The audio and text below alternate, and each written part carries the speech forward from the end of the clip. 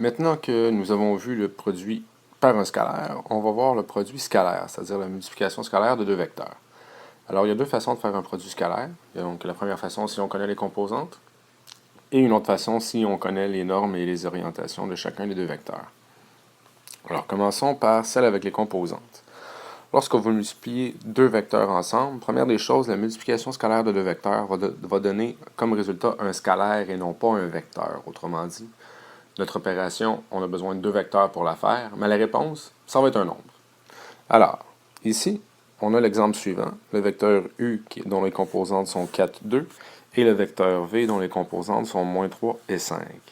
Lorsqu'on effectue le produit scalaire, ce qu'on doit faire, en fait, c'est de multiplier les composantes en X ensemble, les composantes en Y ensemble, et d'additionner le tout.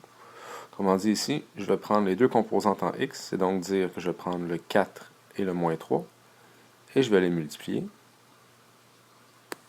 Et je vais additionner à ça le produit des composantes en Y, donc 2 multiplié par 5.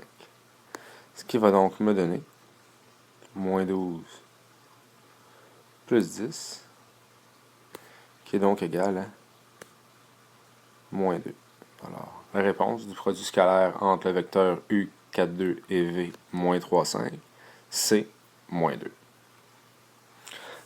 On a une deuxième façon de procéder, qui est lorsqu'on connaît la norme et l'orientation de chacun des vecteurs, ce qu'on va voir dans un prochain vidéo.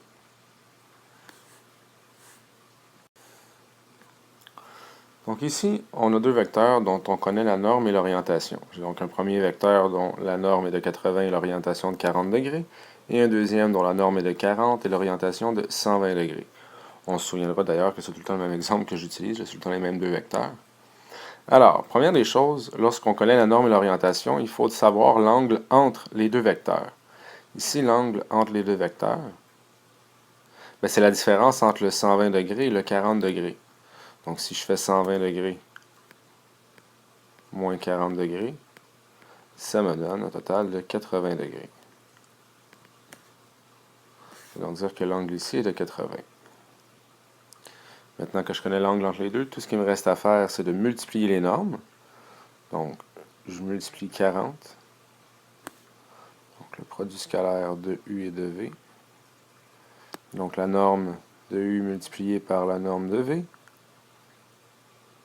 Et on multiplie tout ça par le cosinus de l'angle entre les deux vecteurs, qui était de 80 degrés. Et ça me donne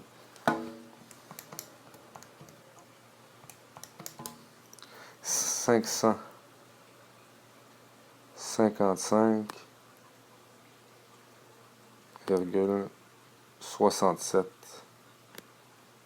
Et ici, ce sont des unités, comme on n'avait pas d'unité sur chacun des vecteurs. Alors voilà comment est-ce qu'on peut faire le produit scalaire en deux vecteurs lorsqu'on connaît la norme et l'orientation de chacun d'eux.